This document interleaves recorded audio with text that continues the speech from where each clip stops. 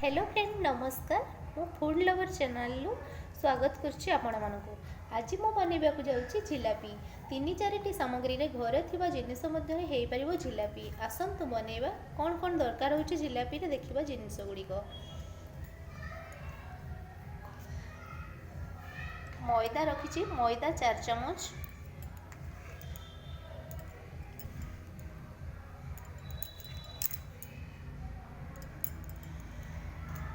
चाउल गुंडी ठीक 1 चमच दबा कहीं जिलापीटा ये कुड़मुड़िया लगे खाइबा को पसंद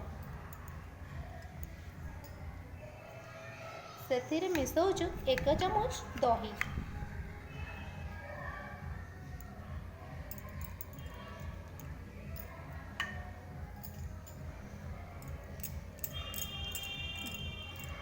एठी आपण मैंने चाहिए फूड कलर यूज करें जेहेतु मो पाखे फूड कलर ना मु चुटकी भरी हल्दी यूज करी चुटकी भरी हल्दी यूज करी जो आम भल भाव कलर आसो भल भाव मिसईदे अल्प अल्प पानी देकी मिसईबे एकाथरी एते पानी देबे नहीं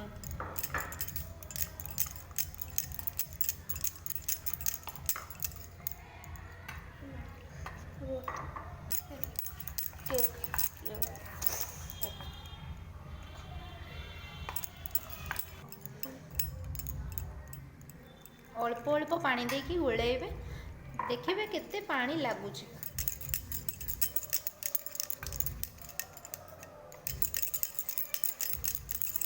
भल भाव गोलेबे जेन गोटे गोटे भी गोटेली नाई रुए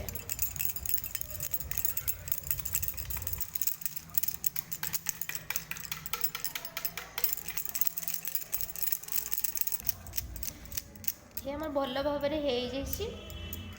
पेस्ट आपको आम 10 मिनिट घोड़ाई रखीदे आसतु बनैबा सीरा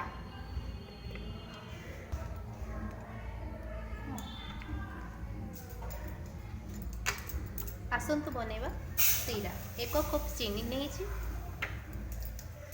से सेम कप रे 2 कप पानी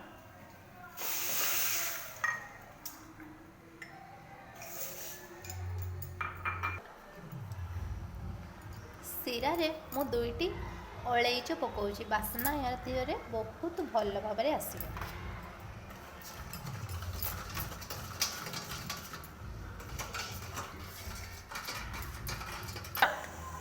सीरा आमर फुटबार लगी से पकईबा हाफ चामच लेंबू रस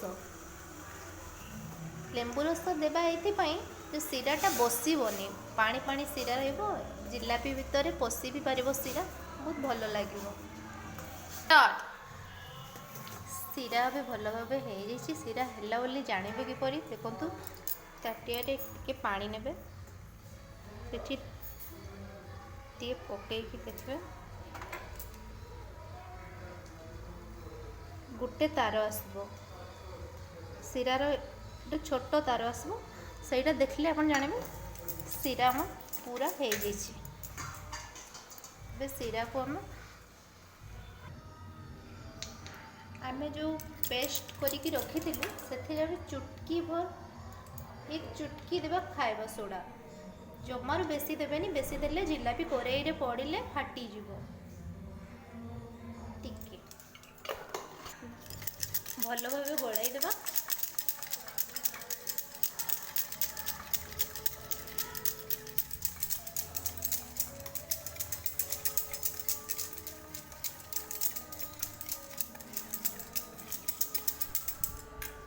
एबे गैस को ऑन करवा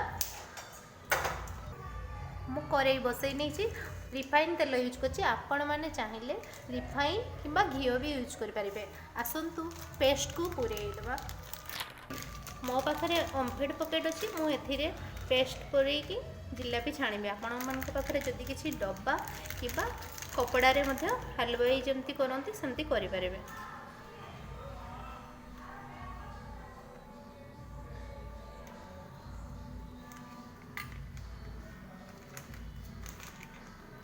एथिरे छोट गोटे कणा करेंगे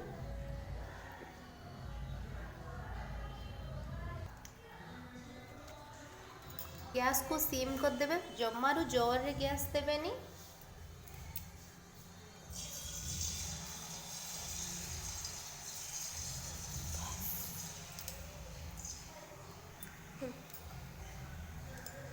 से आपे फुलिकी ऊपर को भासीबो, से समय रे उल्टेइबे।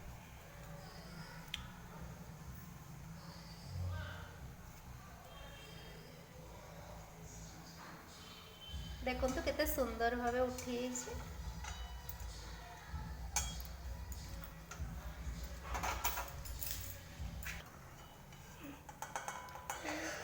एबे आमे करिथिबा सिरा रे जिलापी को देदेबा।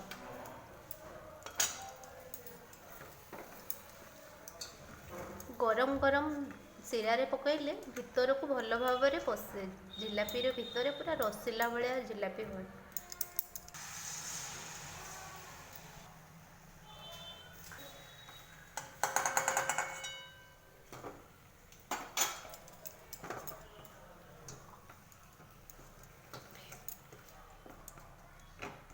जिलापी पूरा सिरा रे बुडी रही ऊपर को उठे देवा प्लेट रे। बहुत भल भाव सिरा पूरा भितर तो पशि केते क्रिस्पी कुड़मुड़िया है जिलापी।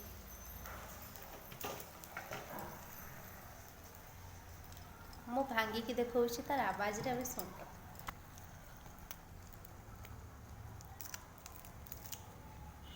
केते कुड़मुड़िया भितर मध्य सिरा पशि। जिलापी बहुत सुंदर बनी। आपण आज रेसिपी देखिले, देखिकी खाइबे, खाइकी कहिबे केमिति हेइची। भल लगी वीडियोटी को लाइक कमेंट शेयर निहाती करेंगे। एबे रहूची बाय बाय, नेक्स्ट टाइम देखा नुआ रेसिपी रे।